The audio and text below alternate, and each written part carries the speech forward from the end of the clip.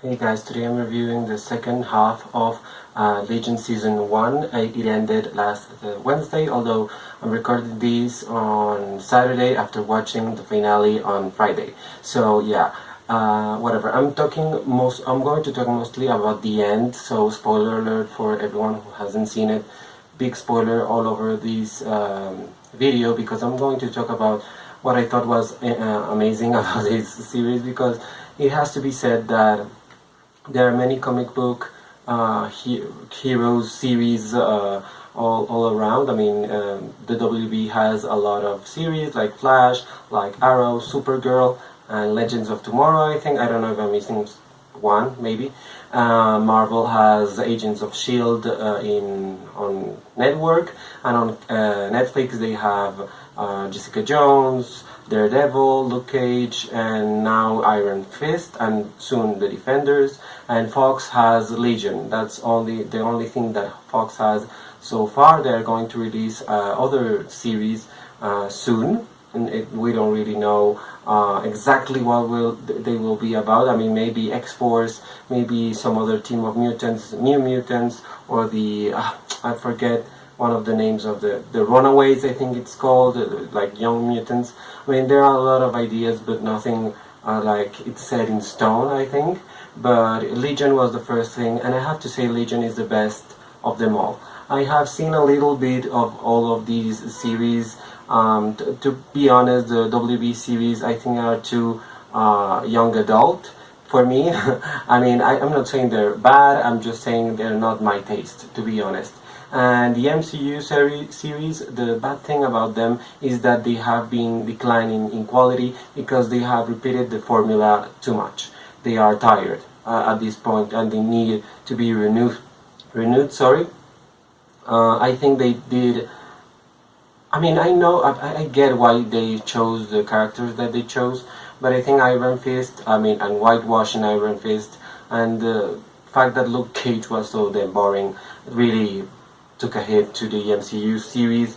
Daredevil season 2 was okay. Season 1 was amazing. I particularly think that Jessica Jones was great, but I don't know. I don't think the Defenders is going to be that great because it's really declining, and the Defenders has already entered production. So I mean, they would have to change it on the run. And I don't think that's going to happen. But this is about Legion, and Legion is the best because it had the base. I mean, the base of the structure is the best part of it all, and that's the way it has to be for all movies and TV series. And I'm talking about the screenplay, the story. It's really well written. This series has, I mean, some of the dialogue is like, okay, whatever, but most of what happens, the story is so well done that you don't expect anything that's going to happen. And even things that you expect to happen, they don't happen exactly as you think. So I think it's extremely interesting how they wrote this screenplay, because it goes back and forth. It brings characters back and forward and backward. I mean, it's insane. And it reflects the mind of the person that's being portrayed on the series. I mean, the protagonist is someone that apparently is a schizophrenic, but he's not really that. He's a mutant who's extremely powerful. He can control anything, basically. He can, I mean, in the comic book series, I don't know here because they didn't explore that part, but in the comic book, Legion is capable to create other personalities that manipulate new powers that he can manifest, basically. So he's renewing himself all the time.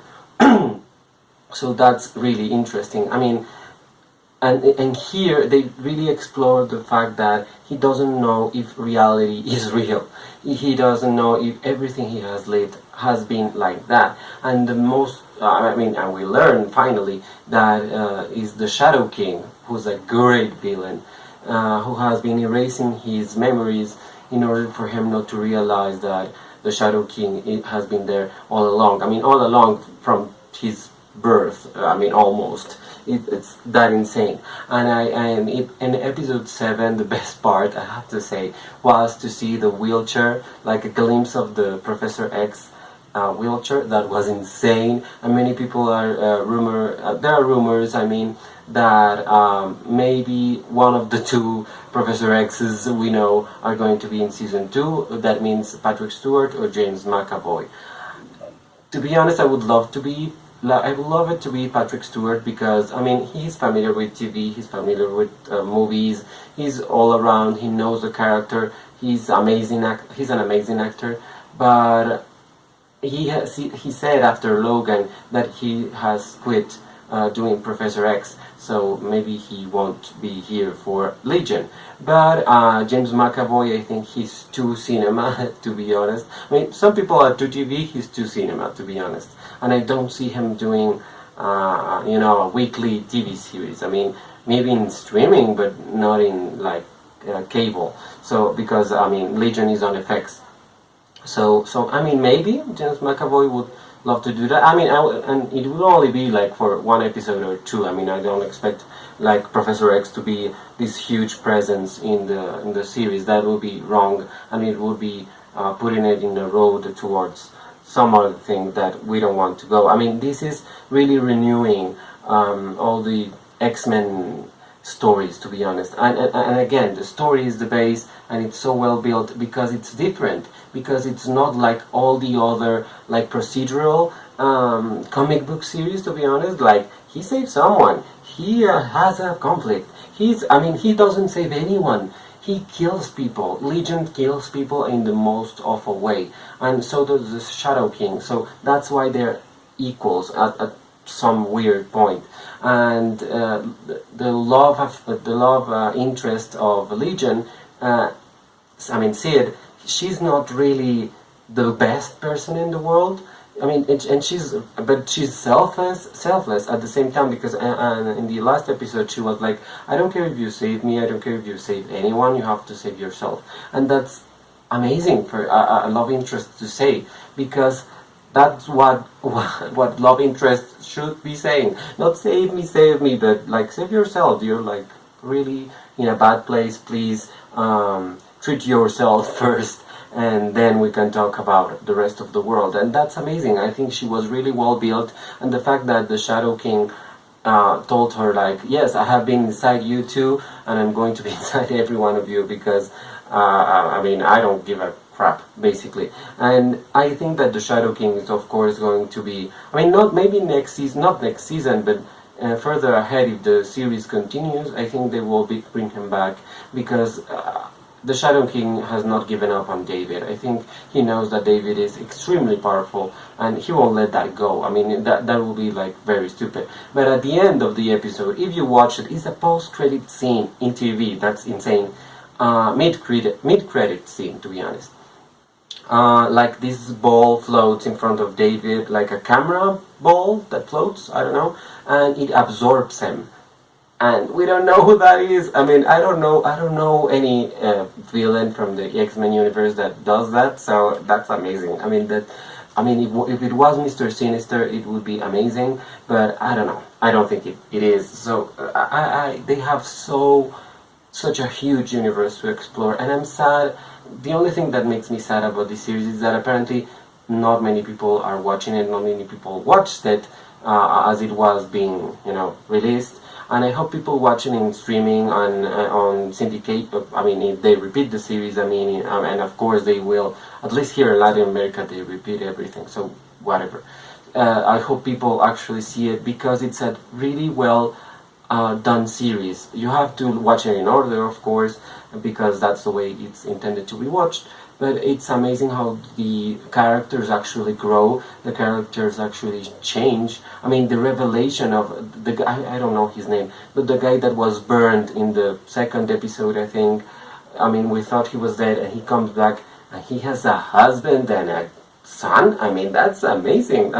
That's insane, because it's like the 70s. So how are they doing that? They changed so much, so you don't know if they actually change reality at one point. It's really crazy, but it's really fun. It gives you like hope for a TV series to be different, to dare to explore the mind, explore the characters in new ways, and not let them be cliches in any point.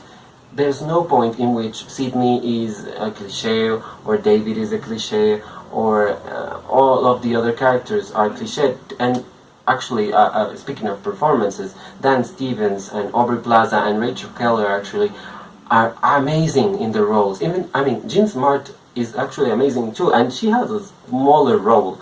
I mean, and she doesn't evolve that much, although her evolution is like silent, because she realizes her husband is there, but he cannot recognize her. And the moment he does, the Shadow King enters him, and he goes away. So that's so sad for her, and I hope we see her in the next season. I mean, she's amazing. That actress is, I love her. And Aubrey Plaza surprised me. I thought, to be honest, I was really bored with anything that Aubrey Plaza was in. I don't think she was particularly fun in Parks and Recreation, and her movies are okay. She's fine. I mean, she's crazy. That's like her thing. But in this one, she's actually insane, and it's amazing. I mean, not only the work she does with makeup, I mean, how she behaves when she's in makeup, but everything about the character, how she moves, how she speaks. I mean, she really embodies the Shadow King and that personality that he has inside David's mind, and apparently outside David's mind too, so that's amazing. And of course, Dan Stevens has done, I mean, he has Beauty and the Beast, but I think this is the better role. I mean, I hope he continues like endorsing this and working hard, and I think the second season could be amazing, and I hope it does great, because it really deserves it.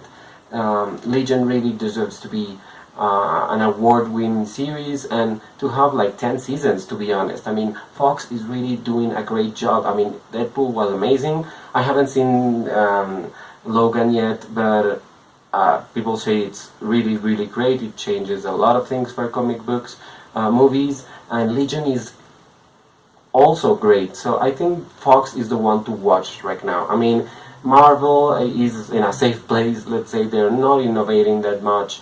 The DCU is struggling, and they need good stories. They have amazing characters. They have not, I don't know if the best characters, but they have amazing characters, amazing villains. Just watch the Inhumans trailers, the video game. That looks amazing. Why they couldn't like do that for the movies? I mean, I don't understand. And Sony has now the Spider-Man universe, which could be amazing if they actually do it right this time. They did it in the first trilogy of Spider-Man, kinda, the first two movies at least, so why not? So, I mean, Legion is a series to watch. It's at the level of, I don't know, I'm putting it at the level of Westworld, for example. It has this huge world that's treated in a different way, and I think that's very attractive. That it's not, that the world they show is not huge, but it has a lot of things in it. So it's very interesting to explore it, and I cannot wait to see what else Fox brings to the table. I mean, Legion was great. Let's see what the next series is, and the second season of Legion is, that I hope it's coming soon, because I already miss it, but whatever. Yeah, I'm going to link my review for the first 4 episodes right here, and another video, and please subscribe to my channel right here. Thank you so much for watching this video, and goodbye.